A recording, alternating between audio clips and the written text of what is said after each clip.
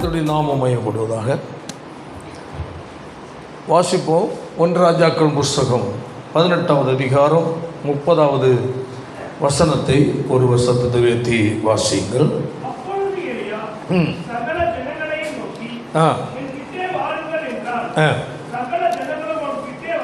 வந்தபோது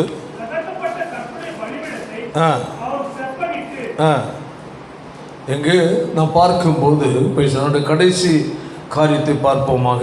வாசிப்போம். வந்தபோது தகர்க்கப்பட்ட கர்த்தருடைய பலிபீடத்தை செப்பனிட்டான். அல்லேலூயா, ஆமென். உன் பலிபீடத்தை நீ செப்பனிடு. ஆமென். இதுதான் இன்றைய செய்தியினுடைய ஒரு தலைப்பு. உன் பலிபீடத்தை நீ செப்பனிடு. பலிபீடம், பலி, பலிப்பொருள் என்று பழைய ஏற்பாட்டில் சொல்லப்பட்டிருக்கிறதான கர்த்தருடைய வார்த்தைகளுடைய அர்த்தம் பலி என்றால் ஆராதனை. என்னது? ஆராதனை. ஒரு தேவ பிள்ளைகளுடைய வாழ்க்கையில் உள்ள ஆராதனை பேசலாம்.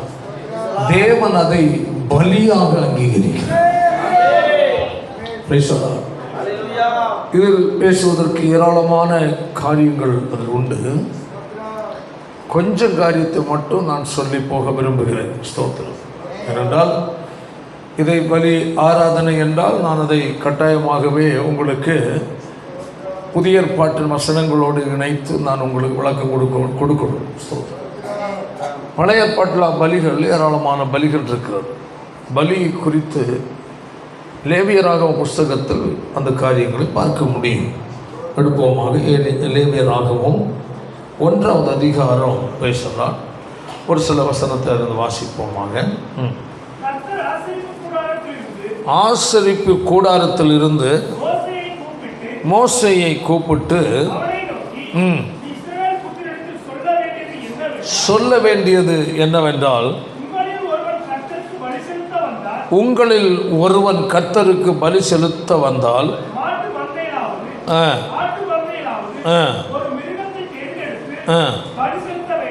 இப்போ அங்கு பழைய ஏற்பாட்டு நாட்களில் பலி, ஆமென், ஒருவன் பலி செலுத்த வந்தால், அல்லேலூயா, அந்த பலியை தேவன் அங்கீகரிக்க வேண்டும். ஆமென்.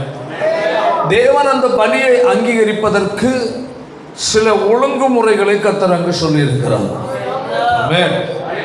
ஏதோ கண்டபடி பலி செலுத்த அல்ல. ஆமென். பாருங்க, அதான் சொல்லப்பட்டிருக்கிறது. உங்களில் ஒருவன் பலி செலுத்த வந்தால்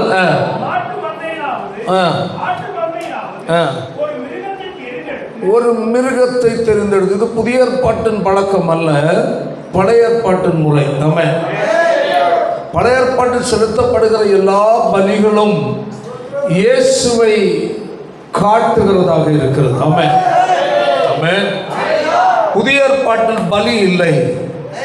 ஒரே பலி கொல்கதா மலையில் கல்வாரி சிலுவையில பலியான தேவ ஆட்டுக்குட்டியானவராகிய இயேசு கிறிஸ்து. பழைய ஏற்பாட்டில் இருந்த எல்லா பலியும் சொல்வது என்னவென்றால் இயேசுவை காட்டினார். ஆமென். ஒரு பலி பலியிடப்படுகிறது. ஆமென். வேதம் சொல்லுகிறது. 1 பேதுரு 1வது அதிகாரம் அதனுடைய 18 வாசியங்கள் பார்க்கலாம். உங்கள் முன்னோர்களால் பாரம்பரியமாய் நீங்கள் அனுசரித்து வந்த வீணான நடக்கை நின்று அழிவுள்ள வஸ்துக்களாகிய வெள்ளியினாலும் பொன்னினாலும் மீட்கப்படாமல், பாருங்க, அங்க அழகா ஆண்டவராய் இயேசு கிறிஸ்துவுக்கு அழகான ஒரு பெயர் என்று சொல்லப்பட்டது. அல்லேலூயா. குற்றமற்ற, எண்ணற்ற, மாசற்ற ஆட்டுக்குட்டி ஆகிய கிறிஸ்துவின் விலையேறப்பட்ட இரத்தம். ஆமென். பலியிடப்பட்டது யார் என்றால், அல்லேலூயா, புதிய ஏற்பாட்டில் ஒரே பலி. ஆமென். ஆண்டவராய் ஆண்டவராய் இயேசு கிறிஸ்து. அதை குறித்து புதிய ஏற்பாடு சில விளக்கங்கள் உண்டு. ரோமர்ல கொஞ்சம் வரும், ஆனால் எபிரேயர்ல அதிகமாக விளக்கம் கொடுக்கப்பட்டிருக்கிறது. ஆமென். அப்போ இயேசு பழைய ஏற்பாட்டில் இட்ட பலி புதிய ஏற்பாட்டில் பலியிட போகிறதான ஆண்டவரை இயேசு கிறிஸ்துவை, இயேசு நிஜமானவர், பழைய ஏற்பாட்டில் பலி எல்லாம் நிழலானது. கர்த்தர் ஸ்தோத்திரம். அங்கிருந்து அந்த பலி இயேசுவை ஞாபகப்படுத்துகிறது. இது சொல்லப்பட்டிருக்கிற எல்லா பலியும் ஆமென் ஆண்டவராய் இயேசுவை காட்டுவதுதான். ஆமென். பதில் சொல்லப்பட்டிருக்கிறது. புதிய ஏற்பாட்டில் வரும்போது பலிப்பொருள் நாம் ஒவ்வொருவரும். ஆமென். இயேசு நமக்காய் பலியிடப்பட்டார். ஆமென். அதை நாம் விசுவாசிக்கிறோம். ஆமென். அப்போ வேதத்தில் பார்க்க ஒரு வசனத்தை கூட வாசிப்போம். ரோமருக்கு நிருபம் 12வது அதிகாரம் 1ஆம் வசனத்தை வாசிங்கள். இப்படி இருக்க சகோதரரே, உங்கள் சரீரங்களை பரிசுத்தமும் தேவனுக்கு பிரியமுமான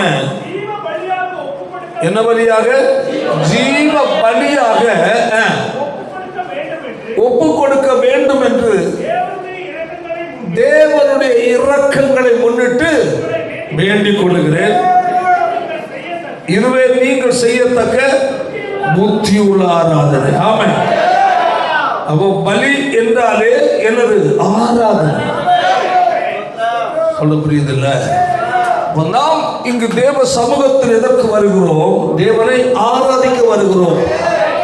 அப்படி என்ன வேதத்தினுடைய பார்த்தால் நாம் என்ன பலி செலுத்த வருகிறோம். பலி பொருள் யார்? எது? நாமே பலி பொருள்.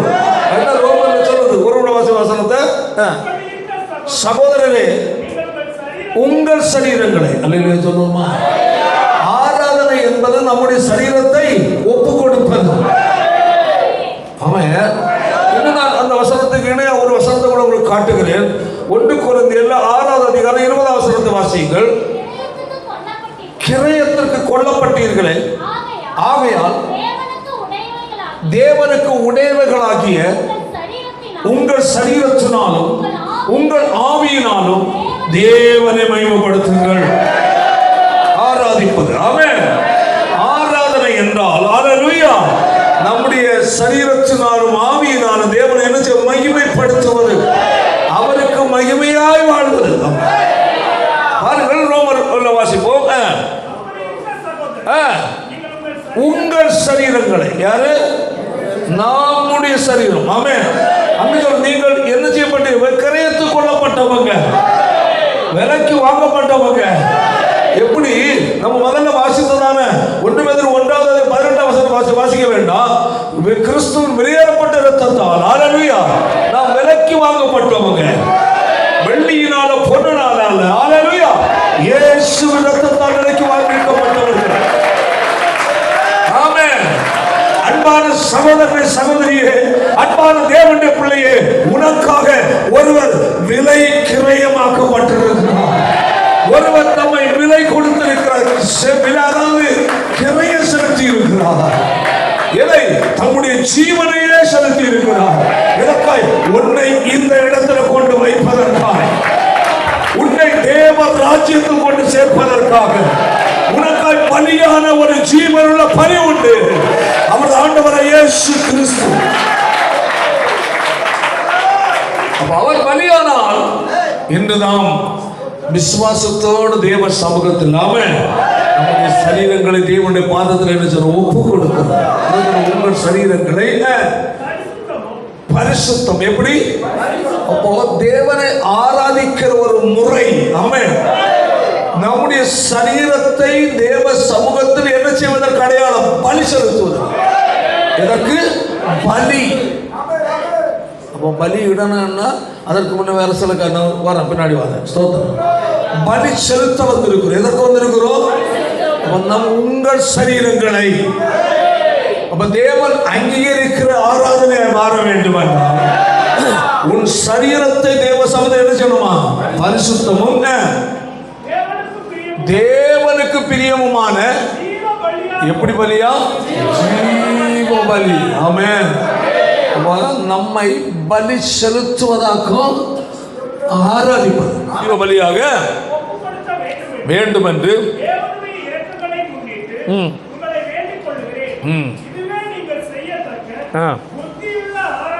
அப்போ இந்த பலி எங்க பலி இடுவது பலிபீடத்தில் பலி செலுத்த வேண்டும்.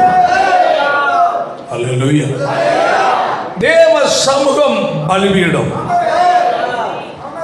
பழைய ஏற்பாட்டு நாட்களில் பிரைஸ் தி லார்ட், அல்லேலூயா, பிரகாரம், பரிசுத்த ஸ்தலம், மகா பரிசுத்த ஸ்தலம் என்ற 3 பகுதிகள் உண்டு. ஆமென். ஆசரிப்பு கூடாரத்திற்கு 3 பகுதிகள் கொடுக்கப்பட்டிருக்கிறது. ஒன்று பிரகாரம், வெளிப்புறம். அல்லேலூயா. Praise the Lord. அந்த வெளிப்புறம் எல்லாரும் பலி செலுத்த போகிற இடம். ஆமென். வெளிப்புறத்தில் என்னென்ன இருக்கிறது என்பதை யாத்திராமத்தில் சொல்லப்பட்டிருக்கிறது. ஆமென். அல்லேலூயா. அங்கதான் கொல்லப்படுகிற இடம். ஆமென். கொன்று இரத்தம் எல்லாம் சிந்தி பேசலாம். அந்த இரத்தத்தோடு தான் எங்க போனது? பரிசுத்த ஸ்தலத்துக்கு போனது. அல்லேலூயா. பழைய ஏற்பாட்டு முறை. நான் இது ஒரு நாள் உங்களுக்கு ஸ்டடியில் வரும்போது உங்களுக்கு கொடுக்கிறேன். கர்த்தருக்கு ஸ்தோத்திரம் உண்டாகும். அல்லேலூயா. அப்போ அப்படி என்றால் கர்த்தருக்கு ஸ்தோத்திரம். ஆமென். நம்மை நாம் பலி செலுத்த வேண்டும் என்றால், அதாவது ஒரு பலி பொருள் பலி செலுத்துவதற்கு முன்பதாக அங்கு என்னென்ன தேவை? ஒன்று, பலி செலுத்த வேண்டிய இடம் தெரிந்து கொள்ள வேண்டும். என்ன தெரிந்து கொள்ளணும்? வேதம் சொல்லுகிறது, அல்லேலூயா, நீங்கள் கண்ட இடங்கள் எல்லாம் என்ன செய்யாதிருப்பாய்? பலி செலுத்தாதிருப்பாயா. அப்படின்னா மன விருப்பத்தின்படி கொட்டடிக்கிற இடம் எல்லாம் ஆராதிக்க போகாத என்பதாக. உனக்கென்று தேவன் காட்டின ஒரு இடம். ஆமென். அதாவது பாருங்கள், அங்கு கர்த்தர் ஆபிரகாமை பார்த்து என்ன சொன்னார் தெரியுமா? ஸ்தோத்திரம். ஆபிரகாமே, உன் புத்திரனும் உன் ஏகசுதனும். எவ்வளவு அதுல ஒரு பாயிண்ட் பாருங்க, அந்த வார்த்தைகளை பாருங்க. உன் புத்திரன் 100 வருஷம் காத்திருந்து பெற்றுக்கொண்ட மகன். உன் புத்திரனும் உன்னுடைய ஏகசுதனும் உன் நேச குமாரனுமாகிய ஈசாக்கை இப்பொழுது அழைத்துக் கொண்டு எங்க போய்? மோரியா தேசத்திற்கு போய் குறிக்கும் மலைகள் ஒன்றிலே அவனை தகன பலியாக பலியிடுவான். எங்க அழைச்சிட்டு போனோம்? சொல்லுங்க. ஏன் அவ்வளவு தூரம் போனோம்? எங்க அழைச்சிட்டு போனோமா? ஏன் கடத்தூர் வரணும்? தோத்துறோம். பஸ் ஏறி வர முடியாது, வந்துதான் ஆகணும். லீவு போட்டு வர முடியாது, வந்துதான் ஆகணும். கல்யாணத்துக்கு போனேன், கல்யாணத்தை ஒதுக்கி வை, முந்தின நாள் போ, இல்லைன்னா பாரதம் முடிச்சுட்டு போ. ஆமென். ஏன் ஞாயிற்றுக்கிழமை கல்யாணம் வச்சான்? ஆமென். அப்போ நீ கல்யாணத்துக்கு போனாக்க ஞாயிற்றுக்கிழமை அல்லாத நாள் வைக்கணும், இல்லை சாயங்காலம் வைக்கணும். ஆமென். ஆமென்.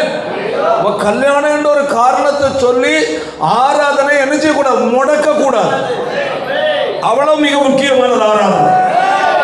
ஆமென். சொல்றாரு, எங்க போ? மோரியா தேசத்துக்கு போ. ஆமென். அப்ப சொல்லலாம், ஆண்டவரே அவ்வளவு தூரம் என்னால போக முடியாது, பக்கத்துல இந்த ஒரு சின்ன ஒரு பட்டணம் இருக்கு, இங்க நான் போடுறேன்னு சொல்லலாம். ஆமென்.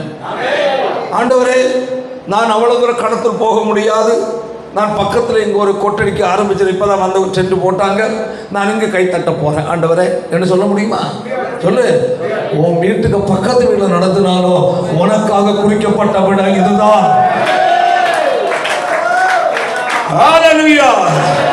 ஏன்னா உன் சொந்தத்தில் ஆரம்பிப்பான், ரொம்ப நெருக்கமானவன் ஆரம்பிப்பான். உன்னை முறை சொல்லி கூப்பிடுவான், மாமா, சித்தப்பா, அண்ணா, அக்கா என்னெல்லாம் கூப்பிட்டு வா, நாங்கள் இங்கே ஒன்று ஆரம்பிச்சிருக்கிறோம் வா. இல்லை, எனக்கு இங்கே இல்லை. ஹல்லேலூயா. கர்த்தர் காட்டின ஒரு இடம் இருக்குது. அதாவது சொல்றாரு, மோரியா தேசத்துக்கு போய் அங்க நிறைய மலை இருக்கு. ஐயோ தலையில சொல்லுது தேசம் மாறுகிறது. ஆமே. அடுத்தது மலையும் காட்டுற மலை தான். சொல்ற புரியலையோ? நான் உனக்கு குறிக்கும் மலை. அப்ப அந்த வேற மலை இருக்கு. அப்ப எத்தனை சபைகள் எழுப்பினாலும் ஹல்லேலூயா, உனக்கு தேவன் குறித்த ஒரு மலை இருக்கிறது. தேவனை ஆராதிக்க, ஆமென், தேவனுக்கு என்று பலியாகி ஆராதனை செலுத்துவதற்கு, ஆமென், கர்த்தருக்கு குறித்த ஒரு இடம் இருக்கிறது. அப்போ உன் ஆராதனை தேவன் அங்கீகரிக்க வேண்டும் என்றால், ஆமென், தேவன் குறித்த இடத்துக்கு போனது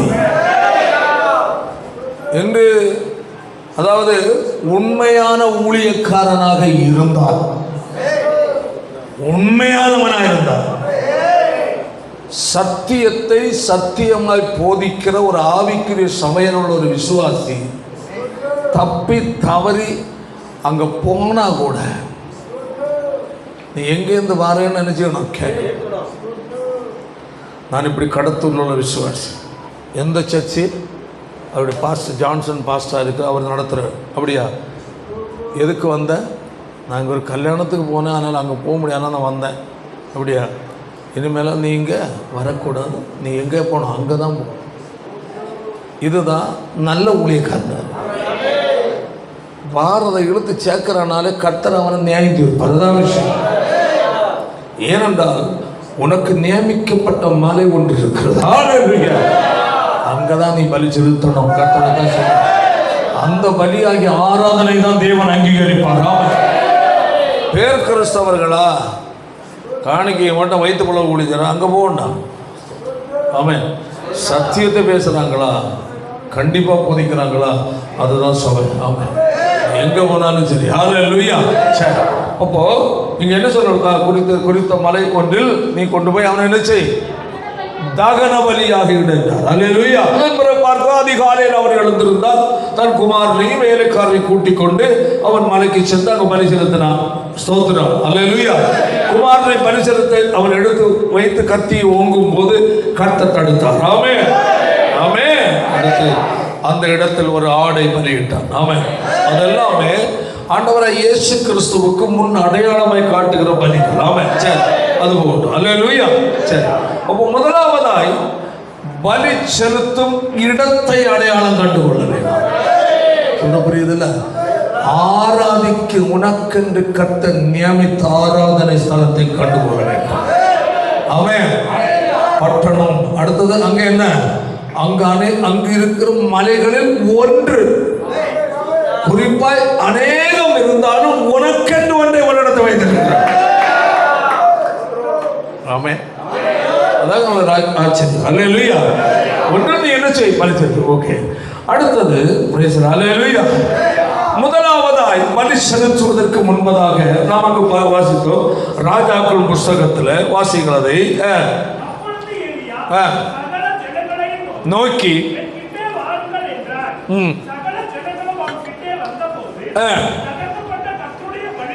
பலிபீடத்தை, முதலாவதாய் பலிபீடத்தை என்ன செய்ய வேண்டும், செப்பனிட வேண்டும்.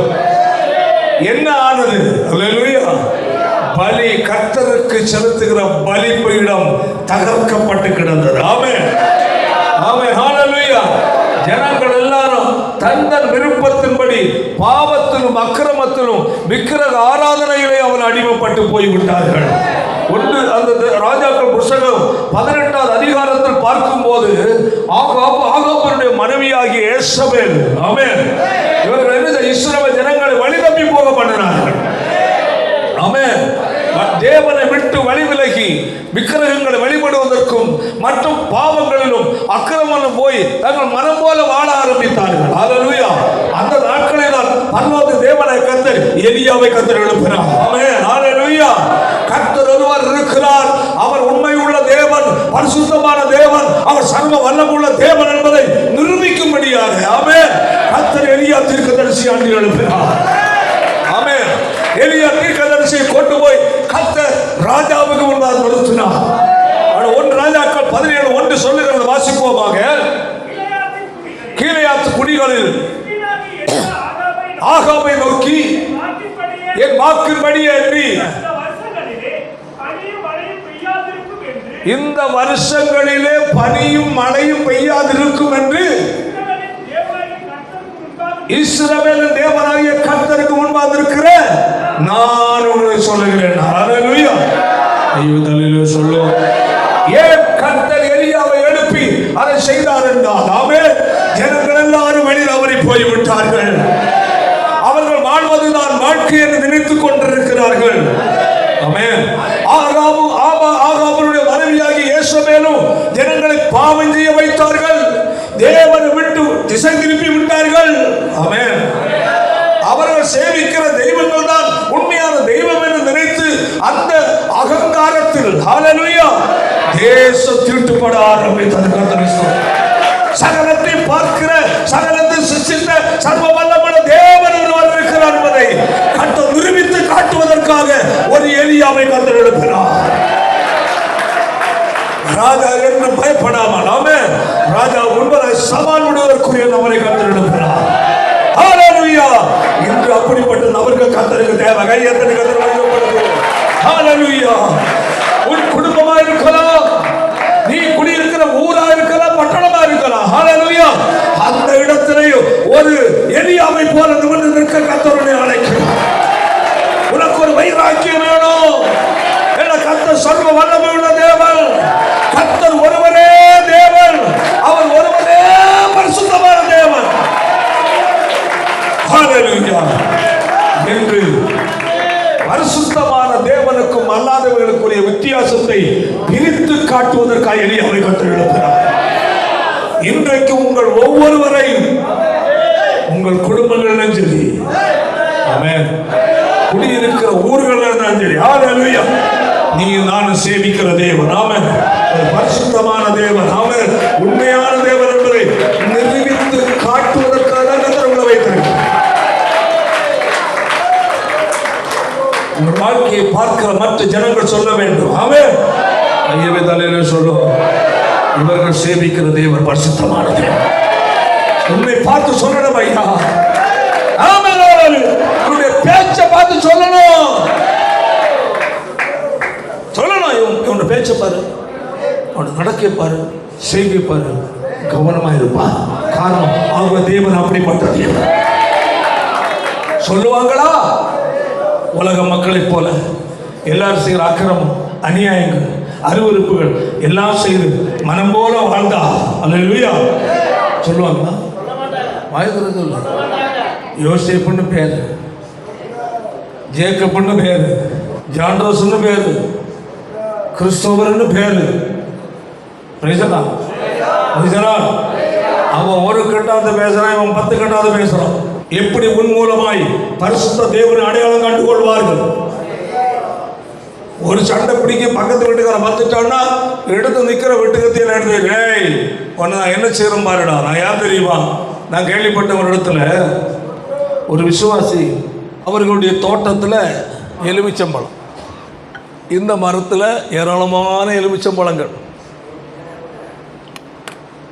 இது எங்க இடத்துல நிற்குது, கிளை எங்கடக்கு பக்கத்து, எல்லாம் பழுத்து என்ன செய்யுது, கீழே விழுது. அவனும் இவனுக்கு சொந்தக்காரன் தான், சோத்திரம் அல்லேலூயா, குடும்பக்காரன் தான். கீழே விழுந்தோன்னா அவன் ஆசையோடு போய், சரி வெயில் காலத்தில் சாதாரணமான பொருளா, நம்ம எங்கே நட்டாச்சோன்னா சரி நம்ம அப்படி திருட எடுக்க மாட்டோம், ஆனாலும் நம்ம கேட்டால் எடுப்போம். ஆனாலும் நமக்கு ஒரு 2 கிடைச்சா நல்லா இருக்குமே, ஜூஸ் போட்டு குடிக்கணும் இருக்குமா இருக்காதா? அவங்க கீழே விழுந்த மரத்தில் தொடரல, கீழே விழுந்த பிறக்கிட்டாங்களாம். இது ஒரு விஷ ஊசி. ஸ்தோத்திரம். போய் நின்றுட்டு பயங்கர கெட்ட வார்த்தை, இல்லை பயங்கர கெட்ட வார்த்தை. எப்படி எனக்கு மரத்தில் விழுது, அது எங்கள் இடத்துல விழுந்து கிடந்ததான் எடுத்தோம், உங்கள் இடத்துல கிடந்துட்டா எடுத்துருவியா? ஒரே படி 2 பேரும் அடி போட்டு, அவன் துன்மார்க்கன் குடிகாரன், இந்த ஆள் இயேசுக்கு என்னது, இயேசுக்கிட்ட சோதிக்க வந்த சாத்தான். 2 பேரும் கட்டி பிடிச்சி சேத்துல கிடந்து என்னது ரோலர் மாதிரி, விசுவாசியும் உலகத்தானும். இவன் கட்டாத்த ஒன்று பேச, அவன் ஒன்று பேச, அவன் ஒன்று பேசிட்டு இவன் ஒரு 4 எண்ணம் பேச, யார் விசுவாசி. இப்போ என்னென்னா கெட்ட வார்த்தை அவனே கற்றுக் கொடுக்குற மாதிரி ஆகி போச்சு. காரணம் புதுசாக பேசுகிறான். கடைசி 2 பேரும் அடித்து கட்டி பிடிச்சி எங்கே இருந்து விழுறாங்க, சேத்தில் கிடந்து ஒரே உருளக்கம் உருண்டு சேராட்டு எந்திரிச்சு நிற்கிறாங்க. இனிமேலால் நீ எங்கள் எலுமிச்சம் மரத்தில் இருந்து பழம் எடுத்தான்னு வச்சுக்க, உன கையங்கான வெட்டி போடணும்னு சண்டை போட்டு வந்துட்டாங்க. ஸ்தோத்திரம். திரும்பவும் அவங்க எடுத்துட்டாங்க. வந்தது கோபம், எடுத்தான் கொடுவாள், ஒரே வெட்டு. எதை? அவனே இல்லை, மரத்தை. பேசுகிறார். இந்த மரம் எலுமிச்சை மரம் நிற்கிறதுனால தானே நீ தின்ற, உனக்கு வேண்டாம் எனக்கு. இப்படி எவனாவது உண்டா? ஒரு விசுவாசியை உலகத்தில் பார்க்க முடியாது. இது ஒரு விசுவாசியா? விசுவாசி நீ பூரா அந்த எலுமிச்சை மரம் வெட்டி தள்ளிட்டான், வெட்டி தூக்கி போட்டு. இனி ஒரு சாப்பிடுப்பா பழம், எனக்கு வேணும். அடை இப்போ அடா மூடா. நான் ஏன் சொல்கிறேன்னா, பேசுகிறா நம்ம இல்லை, உன்னை சொன்னதே இல்லையோ இப்படி நடக்குது, நீ இப்படி செய்கிறாய் என்றாலும் நீ விசுவாசி அல்ல.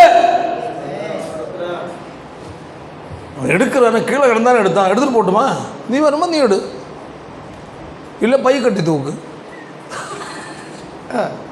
கீழே விழுந்தானே எடுத்தான், நீ ஒரு வலை போடு,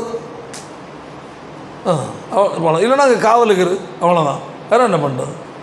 இதெல்லாம் பெரிய தப்பு. இப்படிப்பட்ட ஒரு சாட்சி கட்ட விசுவாசிகள் உண்டு. ஆமென். ஒன்றும் செய்ய முடியாது. ஹல்லேலூயா. அப்போ இப்படிப்பட்ட நிலையில் அங்கு ஜனங்கள் தேவனுக்கு விரோதமாய் பாவம் செய்தபடியினால், ஹல்லேலூயா, அதனால சொல்லப்பட்டிருக்கிறது, பைசலால் கர்த்தர் எலியாவை அனுப்பி, ஆமென், தேவன் ஒருவர் இருக்கிறார், அவர் பரிசுத்தமான தேவன் என்பதை அங்கு ஆகாப் ராஜாவுக்கு அவன் ஜனங்களுக்கும் அவர் தேவன் அதை வெளிப்படுத்துவதற்காக அவர் திட்டம் போட்டார். எலியா சொன்னார், நான் சொல்லாமல். ஆமென். இந்த நாட்கள் என்ன பெய்யாது, பனியோ மழையோ பெய்யாது என்று கர்த்தருடைய ஜீவனை கொண்டு அவர் முன்பாக இருக்கிறது. நான் சொன்னேன் 3 மாதம் 6 மாதம் என்ன இல்லை, மழை. எதற்கு அந்த இது பாருங்க. அதில் 18வது அதிகாரத்தில் 1 ராஜாக்களில் ரைசலாம் எலியாவை ஆகாப் பார்க்குறான். பார்க்கும் ஒன்று சொல்கிறான் பாருங்க, அதனுடைய 17 வாசிங்க. ஆகாப் எலியாவை கண்டபோது நோக்கி, இஸ்ரவேலை கலங்க பண்ணுகிறவன் நீ அல்லவன். யாரு சொல்றது? ஆகாப். யாரை பார்த்து? எலியா பார்த்து. பார்த்தீங்களா? திருப்பி விடுறான் பாரு. ஆமென். அவன் என்ன சொல்றான்? அதற்கு அவன், நான் அல்ல. அல்லேலூயா. இஸ்ரவேலை கடவுள் நான் அல்ல, கர்த்தருடைய கட்டளைகளை விட்டு பாகால்களை பின்பற்றினதனால் நீரும் உங்களுடைய தகப்பன் வீட்டாருமே இஸ்ரவேலை கலங்க பண்ணு. ஹல்லேலூயா. அர்த்தம் என்ன? தேவன் தேவ ஜனங்கள் விதித்த வழியை விட்டு விலகி போனார்கள். ஆமென். விக்கிரக வழிபாட்டிற்கு மற்ற உலக காரியங்களும் மற்ற பாவங்கள் அக்கிரமங்கள் செய்வதற்காக வழிமாறி போனதனால், ஹல்லேலூயா, அவனை திருப்பி கொண்டு வருவதற்காகவும், ஆமென், அவனை வழிதப்பி போக பண்ணவனுக்கு தேவன் பாடம் கற்றுக் கொடுக்கிறதற்காக எலியாவை கர்த்தர் எழுப்பினார். இன்று சபைக்குள்ள தேவை எலியாக்கள். ஹல்லேலூயா. இன்று ரட்சிக்கப்பட தேவ ஜனங்கள் எல்லாம் ஒரு எலியாக்களாய் மாறுவார்களாக. நீ எங்கு சென்றால் உன்னோடு இருக்கிற தேவன், நீ ஆராதிக்கிற தேவன் யார் என்பதை உன் வாழ்க்கை மூலமாக நிரூபித்து காட்ட வேண்டும். ஹல்லேலூயா. அதனாலதான் இது அங்கு பலி காரியங்கள் நடக்கிறது. அது ஒரு பெரிய ஒரு போட்டியில் வந்து விட்டது. 18வது அதிகாரம் நீங்கள் தொடக்கத்தில் படிச்சிங்கன்னா பைசலாட் இப்போ ஆகாப், அதாவது ஸ்தோத்திரம், ஆகாப்பினுடைய ஆட்களுக்கும், ஆமென், தேவ ஜனங்களுக்குரிய போட்டி ஆகிவிட்டது. பாகாலை வழிபடுகிற பூஜிக்கிற பாகாலின் பூசாரிகளுக்கும், ஹல்லேலூயா, தேவனுடைய ஊழியக்காரனாகிய எலியாவுக்கு ஒரு போட்டி வந்து போச்சு. ஆமென். அந்த இடத்திலேயே நடக்கிறது, பலி செலுத்துகிறது. ஹல்லேலூயா. அதாவது நீங்க இந்த மாடை, ஒரு மாடை எடுத்துக்கிடுங்க, நான் ஒரு மாடை இது பண்ணிக்கிட்டேன். உங்க தெய்வத்துக்கு நீங்க இதை என்ன செய்யுங்க, பலியிடுங்க. பலியிட்டு நீங்க ஆராதிங்க. அப்புறம் நான் என்னுடைய தெய்வத்தை நான் பலி செலுத்தி நான் ஆராதிக்கிறேன். வானத்திலிருந்து அக்கினி இறக்கி அதை பதில் சொல்லி செய்கிற தேவன் தான் தேவன் என்று அல்லேலூயா நிரூபிக்கிறதற்காகத்தான் இதை அங்கு செய்கிறான். அல்லேலூயா. அந்த பலி செலுத்துவதற்கு முன்பதாகத்தான் அவன் எதை செப்பனிடுகிறான்? பலிபீடத்தை செப்பனிட்டான். அப்போ முதலாவதாக நான் உங்களுக்கு சொன்னது போல இடம் கண்டுபிடிக்க வேண்டும். தேசம், பிளேஸ், குறிப்பிட்ட இடம். இரண்டாவது, முதலாவது பலி செலுத்துவதற்கு பலிபீடத்தை செப்பனிட வேண்டும். நம்முடைய ஆவிக்குரிய வாழ்க்கையில் இருக்கிற கீழ்ப்படியாமைகள், ஆமென், துணிகரமாய் செய்வது, ஆமென், தேவனை துக்கப்படுத்தின காரியங்கள், ஹல்லேலூயா ஹல்லேலூயா, தேவன் வெறுக்கிற எந்தெந்த காரியங்களை நாம் செய்தோமோ அவைகளெல்லாம் என்ன செய்யணும்? சீர்படுத்த வேண்டும். கர்த்தர் முன்பதாக அறிக்கையிட வேண்டும். ஆமென் ஹல்லேலூயா. முதலாவது பலி ஆராதனை என்பது எப்படியோ வாழ்ந்துவிட்டு வந்து ஆராதிப்பதல்ல. ஆவிக்குரிய வாழ்க்கையின் பலிபீடமாகிய ஹல்லேலூயா தேவனுடைய சத்தியத்தை கை கொள்ளுகிற ஒவ்வொரு காரியங்கள், தேவனோடு பேசுகிற காரியங்கள், ஆமென், உன் மனம் திரும்புதல், ஆமென், உன் ரட்சிப்பு சரியா இருக்க வேண்டும், உன் பரிசுத்த வாழ்க்கை சரியா இருக்க வேண்டும், தேவனுடைய வார்த்தைக்கு கீழ்ப்படுகிற காரியங்கள் சரியா இருக்க வேண்டும். அவைகள் எல்லாத்தையும் முதலாவது சீர்படுத்த வேண்டிய அவசியமா இருக்கிறது. பலிபீடத்தை செப்பனிடாமல் பலி செலுத்த முடியாது. ஆமென். கண்ட இடத்தில் சென்று பலி செலுத்த முடியாது. ஹல்லேலூயா. முதலாவது அவன் என்ன செய்தான்? பலிபீடத்தை அவன் செப்பனிட்டான். ஒரு தேவனுடைய பிள்ளை தேவனை ஆராதிப்பதற்கு முன்பதாய் ரோமர் 12:1 வாசிப்போம். அப்படி இருக்க சகோதரரே, உங்கள் சரீரங்களை என்னது? பரிசுத்தமும். அப்போ உங்கள் சரீரங்களை எப்படி? பரிசுத்தமும். எப்படியோ வாழ்ந்து விட்டு வந்து ஆராதிக்க முடியாது. வாரம் பூரா எதையோ செய்கிறாய், எங்கெங்கேயோ போகிறாய், எதையோ பேசுகிறாய், எங்கெல்லாமோ உட்கார்ந்து கொண்டிருக்கிறாய். அதே நிலையிலே ஓடி வந்து தேவ சகோதரர் ஆராதிப்பார் என்றால் அந்த ஆராதனையில் தேவன் பிரியப்பட மாட்டார் என்பதை மறந்து விடக்கூடாது. முதலாவது ஆவிக்குரிய வாழ்க்கையை செப்பனிடு. ஆமென் ஹல்லேலூயா. அடுத்தது என்ன செய்ய வேண்டுமா? Price the Lord. செப்பனிட்ட பிறகு வாசிப்போம் லேவியராகமம் புத்தகத்தில் 1:3 வாசிப்போம். அவன் செலுத்துவது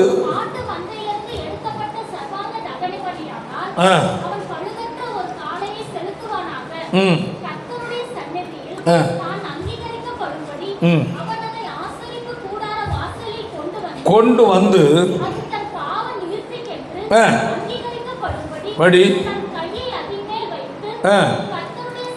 சன்னதியில் கொல்ல வேண்டும். அல்லேலூயா. முதலாவது என்ன செய்யணுமா? கொல்லப்படணும். அல்லேலூயா. நீ வாழ்ந்த வாழ்க்கையில் மத்தியில் அப்படியே தேவன் ஆராதிக்க முடியாது. அல்லேலூயா. முதலாவது பலிபீடம் என்ன செய்யணும்? சாகணும். வேதம் சொல்லுகிறது, நீ பாவத்திற்கு சாகணும், உலக வழிபாட்டிற்கு சாகணும். ஆமென் ஹல்லேலூயா. பாவத்திற்கு சாகாமல் ஆராதனை இல்லை. ஹல்லேலூயா. உலக வழிபாட்டுக்கு நீ சாகாமல் ஆராதனை தேவன் ஏற்றுக்கொள்ள மாட்டார். முதலாவது என்ன செய்யப்படும்? அது கொல்லப்பட வேண்டும். ஆமென் ஆமென். மரித்தவன் இந்த பூமியில நடக்கிற எல்லாவற்றுக்கும் அவன் எப்படி இருக்கிறான்? விலகி இருக்கிறான். இந்த பூமியில் நடப்பது ஒன்று அவனுக்கு தெரியாது. பிரசங்கில் சொல்லப்பட்டிருக்கிற வாசிப்பான வசனத்தை, உயிரோடு இருக்கிறவர்கள் அறிவார்களே, ஒன்றும் அறியார்கள், ஒரு பலனும் இல்லை. இந்த பூமியில் நடக்கிற ஏதொன்றுக்கு அவர்களுக்கு என்ன இல்லை? பங்கில்லை. ஆமென். எல்லாம் என்னாச்சு? மறக்கப்பட்டு. பாருங்க அந்த வசனத்தை மட்டும் வாசியுமா? எல்லாம். அப்போ மரித்தவனுக்கு அல்லேலூயா வாசிப்பாங்க. உயிரோடு இருக்கிறவர்களுக்கு என்ன உண்டு? அறிவார்கள்,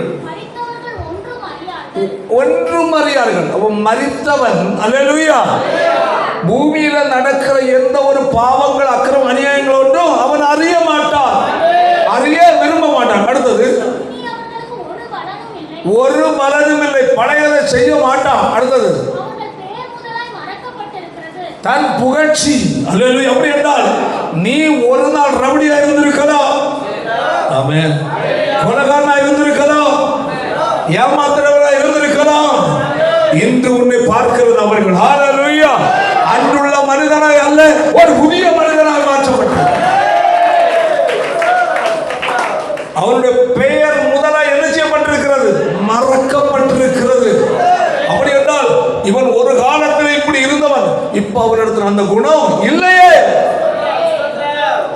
அன்றிருந்த ரவடிசம், அன்றிருந்த பொல்லாத சுபாவங்கள் இன்று உன்னிடத்தில் என்ன செய்யக்கூடாது? இருக்கக்கூடாது. தேவனின் பலியை அங்கீகரிக்க வேண்டுமா?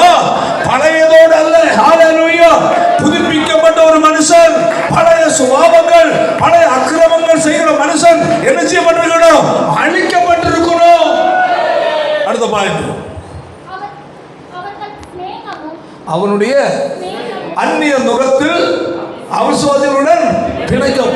பழைய அவனுடைய என்னது? சிநேகம், நண்பர்களும், அவனுடைய பகை, பழைய அவனிடத்தில் இருந்த எல்லா கோப குணம், கொலகார குணம் எல்லாம். அடுத்தது, அவனுடைய பொறாமை, முன்னெல்லாம் பூரா என்னமா இருந்து? பொறாமை.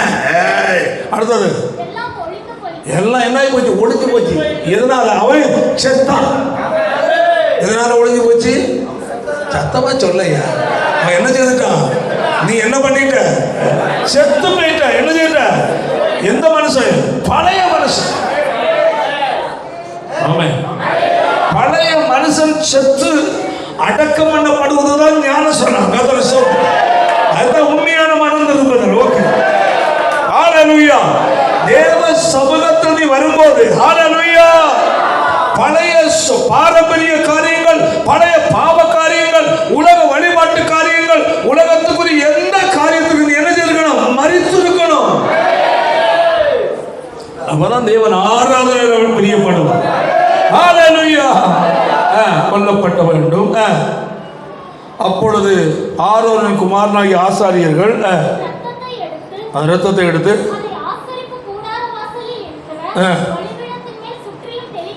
ஓகே, அடுத்த வசனம்.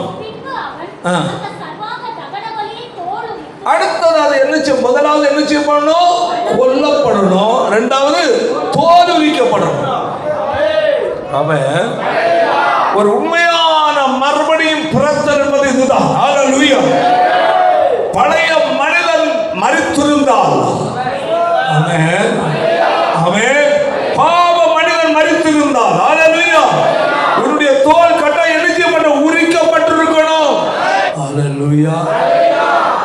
சாகாம தோல் உரிக்கலாமா? எதமா சொல்ல முடியுமா? முடியாது. ஹல்லேலூயா. என்ன செய்யப்படணும்? செக்கணும். செத்ததுக்கு அடையாளம் ரத்தம் எல்லாம் என்ன செய்யணும்? சிந்தப்படணும். ரத்தத்தில் என்ன இருக்கு? ஜீவன் இருக்கிறது. ஆமென். அதுதான் ரத்தத்தை புசிக்க கூடாதுன்னு சொல்லுவாங்க. அநேக பேர் கடையில் போனால் ரத்தம் இருக்கா, நான் கூட இருக்கிற ரத்தம் விலை பேசி எடுத்துக்கொண்டு வீட்டில் கொண்டு போட்டு அதுக்கு என்னென்ன பக்குவம் எல்லாம் செய்து அதை வறுத்து என்ன செய்வாங்க? சாப்பிடுவாங்க. எத்தனை பேர் சாப்பிடுவீங்க? ரத்தம் சாப்பிடக்கூடாது. பைபிள் சட்டம், பழைய ஏற்பாடு சட்டம் இல்லை, புதிய ஏற்பாடு சட்டம். அப்போஸ்தலர் நடவடிக்கை எடுத்துப்படி விக்கிரகங்களுக்கு தேவ பிள்ளைகள் விலகி இருக்க வேண்டிய முக்கியமான காரியங்கள் ஒன்று. எதற்கு விலகணுமா? சத்தமா சொல்லு. விக்கிரகங்களுக்கு படைக்கப்பட்டதை தொடாத. அடுத்தது என்னது? ரத்தம் புசிக்காது. நல்லா புரிஞ்சுக்கிடுங்க. ஏன்னா ஹோட்டல்களில் எல்லா ஹோட்டல்களில் என்ன இருக்கும்? ரத்தம் ஃப்ரை பண்ணி வச்சுருப்பான். மூளை ஃப்ரை, ரத்தம் ஃப்ரை. ரத்தம் எதுக்கு? ரத்தத்திற்கும். அடுத்தது என்னது? மூச்சு திணறி செத்தது சாப்பிடாத. ஒரு தேவனுடைய பிள்ளைகளாகி உங்களுக்கு தேவன் விதித்திருக்கிற சட்டம் புதியது, முக்கியமானது. அடுத்தது வேசித்தனம். இவைகளை என்ன செய்யணும்? அப்போ இதுக்குள்ள எல்லாம் நிறைய அடங்கியிருக்கு. அப்போ ஒரு தேவனுடைய பிள்ளை விக்கிரகத்திற்கு படைக்கப்பட்டதை சாப்பிடக்கூடாது. அடுத்தது, மிருகத்தினுடைய இரத்தத்தை யாராவது கொடுத்தால் அதை என்ன செய்யக்கூடாது? அதை வறுத்தோ பொரித்தோ கிரித்தோ சாப்பிடக்கூடாது. அடுத்தது என்னது? நெருங்குண்டு செத்தது. என்னது? கழுத்தை திரும்பி கொன்னது, மூச்சு திணறி செத்தது, அடுத்தது விபத்தில் செத்தது. இவைகள் ஒன்று என்ன செய்யக்கூடாது? சாப்பிடக்கூடாது. இப்போ சிலவங்க என்ன செய்வாங்க?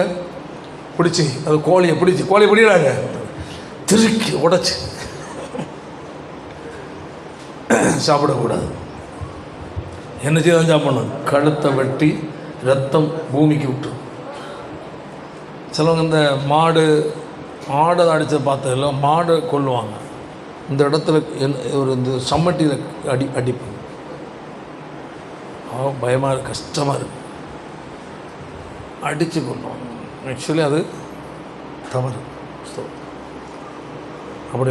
ஆனால் இன்னொன்று, கடையில் விற்கிறவைகள் எல்லாவற்றையும் கேட்காம சாப்பிட்லாம். அது வேற இருக்குது. ஏன்னா யோ எப்படி கொன்ன நடுப்பு கேட்டு நிற்க முடியுமா?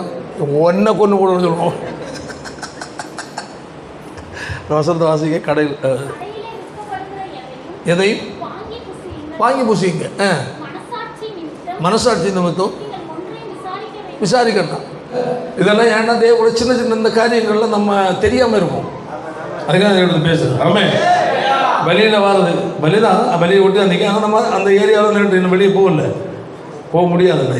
சொத்து அல்லேலூயா. இப்போ பாருங்க, அதை சொல்லப்படும் கடையில். இப்போ நீங்கள் இப்போது ஏன்னா இன்று எந்த கடை எல்லாமே பலதரப்பட்டவருக்கு கிறிஸ்டியன் மற்ற கடையில் போய் வாங்க முடியல. அப்படி இல்லை, அப்படி தேவன் சொல்லவே இல்லை. ஹோட்டலில் அவனை வச்சுருக்கான், ஆவிதெல்லாம் அந்நிய பாஷை பேசி குழம்பிக்கான், கெட்டவர்த்த பேசி அவன் குழம்பு. அப்போது ஹோட்டலில் விற்கிறான், கடையில் போகிறான், அவன் எல்லாம் வந்து என்ன வைக்கிறான்? கற்பூரமா? கற்பூரம் கொளுத்தி உடைக்கிறான். அது ஒரு விதத்தில் அவனுடைய ஒரு பூஜை. ஓகே, விடட்டும். அப்போ நம்ம அதனை என்ன செய்யறதில்ல, நம்ம கண்டுக்கிறது இல்லை. அதாவது அவன் விஷயம் போட்டு விட்டுருவோம். அப்போது கடையில் விற்கிற எந்த ஒரு பொருளை நீ என்ன செய்யாத, சாமி கும்பிட்டதா எனக்கு கேட்க முடியுமா? பல்ல கலந்து போடுவேன். சொந்தம் ஹோட்டலில் இருக்குது, இது படைச்சதா, கழுத்தறத்து கொண்டு தானே கேட்க முடியுமா? கடையில் கேட்க முடியாது, நமக்கு தெரியாது. நம்ம பார்த்துட்டோன்னா விலகிடணும், அது வேறு விஷயம்.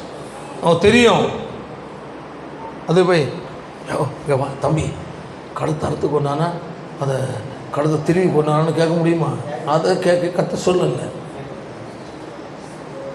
நிறைய காரியங்களில் போய் தேவையில்லாமல் போய் நம்ம இந்த சிக்கலில் மாட்டக்கூடாது. ஓகே, கறி விற்கிறாங்க, பலதரப்பட்ட கறி. அவன் எப்படி கொண்டான்னு நம்ம அதை பற்றி விசாரிக்க வேண்டிய தேவை கிடையாது. ஓகே, சரி, என்ன இது இல்லை, அவன் அதை முறைப்படி சேர்த்து நெருங்குண்டு சேர்த்து அதில் ஏதாவதுனா அரைஞ்சிட்டான கட்டாயம் விளையாடும். அப்போது கடையில் விற்கிற எந்த ஒரு பொருளும் அவர் எப்படி விற்கிறாங்க, என்ன செய்துட்டு விற்கிறாங்கன்னு நமக்கு தெரியாது. ஜெபம் பண்ணி அதை வாங்கி என்ன செய்யணுமா? ஸ்தோத்திரம் செய்யும்போது அவைகள் என்ன செய்யப்படுது? பரிசுத்தமாக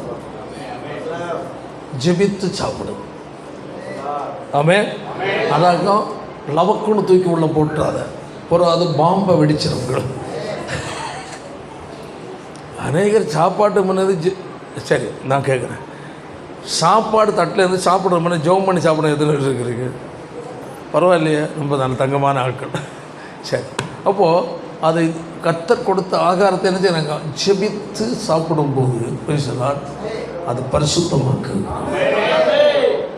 ஏன்னா நமக்கு தெரியாதது என்னென்ன இருக்குன்னு நமக்கு தெரியாது. ஓகே, அப்போது கடையில் இருப்பது அதான் தேவன் சொல்கிறார். அல்லேலூயா. அப்போது ஒரு தேவனுடைய பிள்ளை நீ ஒரு கோழி வெட்டுகிறாய் அல்லது ஒரு ஆடு வெட்டி குடும்பமாக சேர்ந்து சாப்பிட்றீங்க, சொந்த பந்துக்கெல்லாம் சேர்ந்து சாப்பிட்றீங்கன்னா அதற்கு இந்த விதிமுறைகளை நீ ஃபாலோ பண்ணி ஆக வேண்டும். ஆமென். அல்லாமல் மற்றது அப்படி தெரிந்திருந்தால் நீ விலகிப்போம், அவ்வளோதான். அது படைத்ததாகும் அல்லது அது செய்ததாகும், அங்கேருந்து கொண்டு வந்தாகுங்க, விலகிப்போம். இல்லாமல் நம்ம எல்லாம் பார்த்தோன்னா என்ன பூமியில் நம்ம என்ன செய்ய வாழ முடியாது. மேக்ஸிமம் எல்லாமே ஏதோ ஒரு விதத்தில் அவன் ஏதாவது ஒன்று பண்ணிடுவான். அது நமக்கு அறிய வேண்டிய தேவை கிடையாது. அவன் வாங்குறோமா வீட்டில் உள்ள கர்த்தாவே இதை பரிசுத்தப்படுத்த இதை ஆசீர்வதி. இதில் இருக்கிற எல்லா அந்நிய கிரியைகள், அருவருப்பின் கிரியைகள், பொல்லாத ஆவியின் கிரியைகள், விக்கிரகாவியின் கிரியைகள் எல்லாவற்றையும் கர்த்தர் இயேசுவே ரத்தத்தால் என்னை பரிசுத்தமாக முடிஞ்சு போச்சு. சோத்திரம், அவ்வளோ முடிஞ்சு, அது சுத்திகரிக்கப்பட்டது, அவ்வளோதான். அது நம்முடைய முறை. சரி, அப்போது என்ன தோல் உரிக்கப்படணும். என்னது?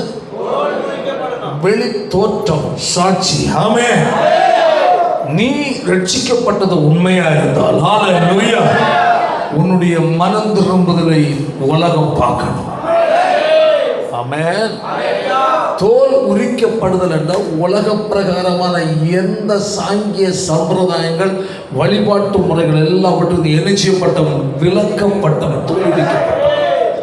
உன்னுடைய உனக்கு இருக்கிற ஆணவங்கள், நான் என்ற அகங்காரங்கள், மனமேட்டுமைகள், இன ஜாதி வெறி, என்னது ஜாதி பேய் பிடிச்சிடும் செல்வாங்கடா, அதெல்லாம் தோல் உரிக்காதவன்ட்டு இருக்கிறது. அவன் சாகவே இல்லை, தோலை உரிக்கப்படல. அவன் ஆட்டு தோலோ போத்திட்டு வந்தவனா. அல்லேலூயா. அப்ப இனம், ஜாதி, நான் உயர்ந்தவன் அவன் தாழ்ந்தவன், அந்த நிலையில் உள்ள ஒரு சிந்தை எந்த ஒரு தேவ பிள்ளைக்குள்ளேயும் இருக்கக்கூடாது. இருந்தால் பரலோகம் போக முடியாது. ஹல்லேலூயா. எல்லாரையும் ஒன்று போல நேசிக்கிற ஒரு இருதயம் உனக்கு வேணும். ஒரு 100 ஆடை கொன்னு தோல் உரிச்சு போட்டிருக்கு.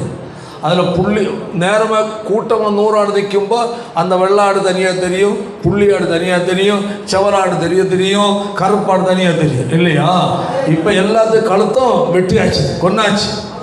அல்லேலூயா. கொன்று எல்லாத்துக்கு தோலையும் உரிச்சாச்சு. இப்போ தூக்கி போட்டிருக்கு. இதில் கருப்பாடு எடுக்க முடியுமா? வெள்ளாடு எடுக்க முடியுமா? புள்ளி ஆடு எடுக்க முடியுமா? இதுதான் மனம் திரும்புறது. பலதரப்பட்ட ஜனங்களாக இருந்தால், ஹல்லேலூயா, உண்மையாய் மனம் திரும்பி இருந்தால், பாகுபாடு இல்லாமல் வாழ்கிறவன் தான் கிறிஸ்தவன். உயர்வு தாழ்வு பார்க்காமல் வாழ்கிறவன் தான் கிறிஸ்தவன். ஜாதி பார்க்காமல் வாழ்கிறவன் தான் கிறிஸ்தவன். நீ அதை பார்க்கிறாய் என்றாலே நீ இன்னும் என்ன செய்யவில்லை, சாகவில்லை. சாகவும் இல்லை, தோல் உரிக்கிறது. தோல் உரிக்கப்பட வேண்டும். அடுத்தது என்ன செய்யணுமா? அல்லேலூயா. தோல் உரிச்ச பிறகு உள்ள கொஞ்சம் சரக்கு கிடக்கு. என்னது? சத்தமா சொல்லு. என்னது உள்ள என்னையா கிடக்கும்? வாயதர சொல்லு. அநேக தோல் உரிச்ச மாதிரி வேஷம் போட்டுருப்பாங்க. சோத்திரம் சோத்திரம் சோத்திரம். உள்ள சரக்கு உட்காந்துட்டு இருக்கு. என்னடா இது? வெட்டி கொண்டாங்களா, உயிரோட தோலை உரிச்சாங்களா தெரியும். உண்மையா மனம் திரும்பி இருந்து. ஆமென். நாடு எப்படி கழுத்து துண்டிக்கப்பட்டு கொலை செய்யப்படுகிறதோ, எப்படி தோல் உரிக்கப்பட்டிருக்கிறதோ, அடுத்து உனக்குள்ள உள்ள இருக்கிற என்னது? அசுத்தங்கள். உண்மையான மனம் திரும்புதல். ஆமென். இந்த மனம் திரும்புதல் தான் ஹல்லேலூயா உள்ளே இருக்கிறதான பாவ எண்ணங்கள், மாமிச எண்ணங்கள், கோப எண்ணங்கள், எரிச்சல் எண்ணங்கள், பகைமை எண்ணங்கள், வெறுப்பின் எண்ணங்கள், இப்படிப்பட்ட எல்லா எண்ணங்களும் உள்ளே இருக்கும். சிலவங்க சர்ச்சைக்கு வருவாங்க, ஞானசாரம் எடுத்திருப்பாங்க. ஆமென். அல்லேலூயா. அவங்க வேற, நாங்க வேற. என்னது சொல்லு? அவங்க வேற, நாங்க வேற. அப்போ உள்ள இருக்கிற சாணாங்கி எல்லாம் வெளியே போ, இல்லை உள்ளதான் சாணியோடு வந்து உட்காந்துற கையை தூக்குற அல்லையே சொல்லு. உள்ளே கிடக்கிற சாணி வேற. என்னது?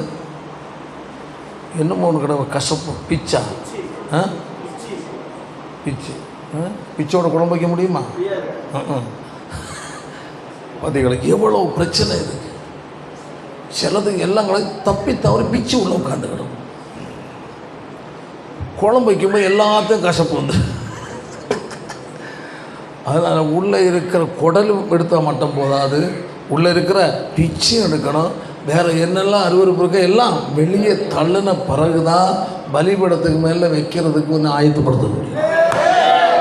தேவன் பிரியப்படுகிற ஆராதனையா இருந்தால் ஆமென். இந்த நிலைக்கு நிரதி வரணும். ஆமென். இடம், அதாவது குறிக்கப்பட்ட இடம், பலிபீடம். ஆமென். செப்பனிட வேண்டும். அல்லேலூயா. பலி பொருளாகிய மிருகம் என்ன செய்யப்படணும்? கொல்லப்பட வேண்டும், ரத்தம் சிந்தப்பட வேண்டும். அடுத்தது தோல் உரிக்கப்படணும். அடுத்தது உள்ள கிடக்கிற வெளியே தள்ளணும். அடுத்தது என்ன செய்ய பண்ணுமா? அதை சந்து சந்தா என்ன செய்யணும்? துண்டிக்கணும். என்ன செய்யணுமா? எப்படி எப்படி சிந்திருக்கணும்? இப்போ பாருங்க, சில ஆடெல்லாம் சந்து இப்படி பூட்டை கழட்டி தொங்க விட்டுருப்பான், இந்த இதை கழட்டி தொங்க விட்டுருப்பான், போகும் அப்படியே அறுத்து வெயிட் போட்டு கொடுப்பாங்க. அல்லேலூயா. பலிபீடத்தில் உட்கார்றது மொத்தமாக ஆடை மொத்தமாக தூக்கி வைக்க முடியுமா? முடியாது.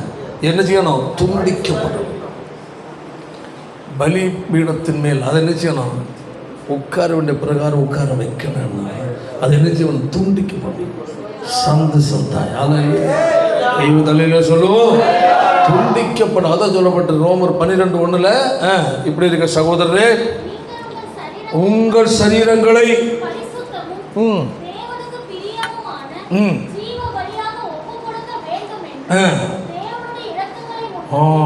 சரீரங்களை அல்லேலூயா தேவனுக்கு பிரியமான ஜீவ பலியாய் ஆமென் பகுக்கப்பட்டு எடுத்து வை. அல்லேலூயா. ஒரு நாள் திருடின கை இனி திருடுமா? திருடாது. ஒரு நாள் பொய் சொன்ன உதடு பொய் சொல்லுமா? பொய் சொல்லாது. ஒரு நாள் இச்சையாய் பார்த்த கண்ணு இச்சையா பார்க்குமா? பார்க்காது.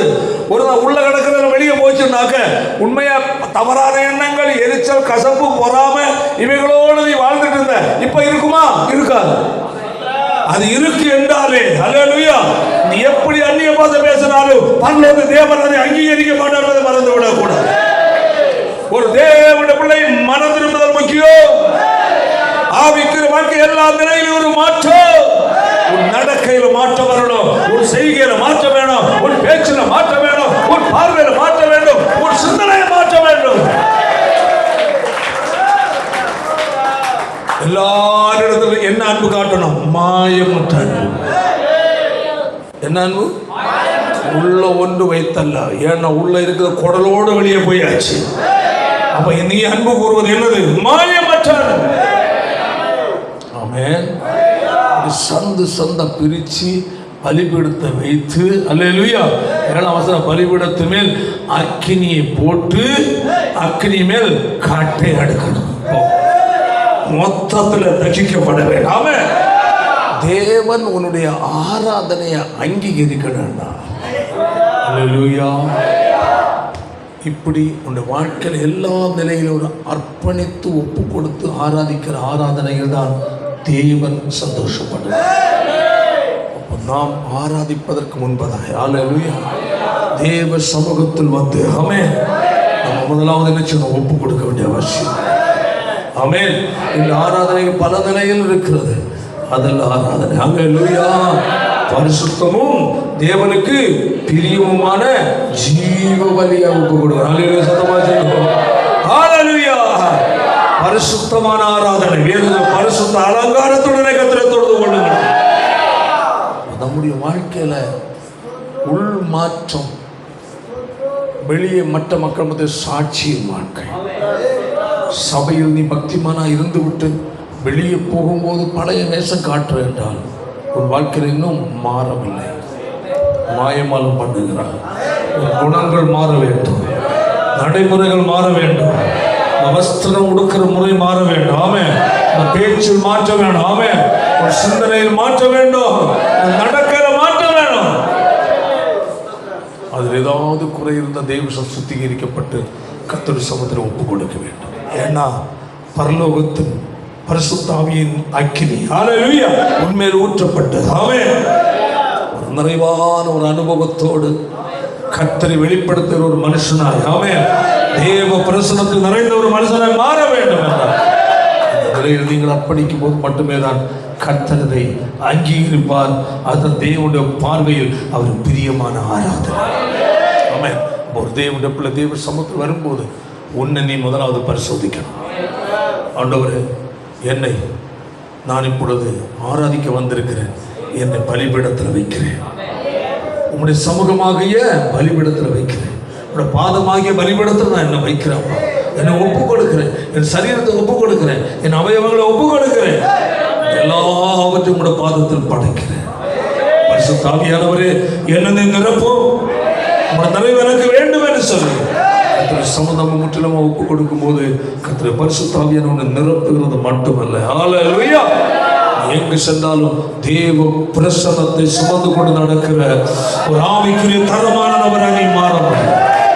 ரட்சிக்கப்பட்டு வருடங்களாயும் குணங்கள் மாறவில்லை என்றால் இன்று நீ தேவ சமூகத்தை ஒப்புக்கொடு. உன் இருதயம் என்ன சொல்லுகிறது?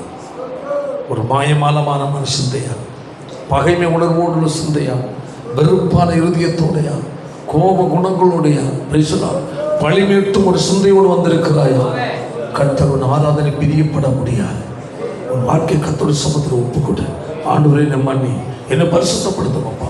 என் ஆராதனையில் நீர் பிரியப்படலாம். என் விருப்பம் போல ஆராதிப்பதில்லை, என் தேவன் விரும்புகிற ஆராதனையா இருக்கணும். அல்லேலூயா. அசைவில்லாத ராஜ்யத்தை பெறுகிறவர்கள் நாம் பேசலாம். பயத்தோடும் பக்தியோடும் தேவனுக்கு பிரியமான ஆராதனை செய்யும்படிக்கு கிருபையை பற்றி கொள்ள கடவுள். அந்த நாட்களில் அந்த ராஜ்யத்திற்காக தேவனை தெரிந்து கொள்ளப்பட்டவர்கள் இந்த வாழ்க்கையில் அப்படி ஒரு மாற்றம் இருக்கட்டும். அதற்கு நம்மளை ஒப்பு கொடுப்போம். எல்லாரும் முழங்கால் படிவிடுவோம், செவிப்போம். ஹல்லேலூயா. எல்லாரும் ஒப்பு கொடுப்போம். உகந்த காணிக்கையா ஒப்பு கொடுத்தேனையா, சுகந்த வாசனையா, நோகந்து மகிழுமையா,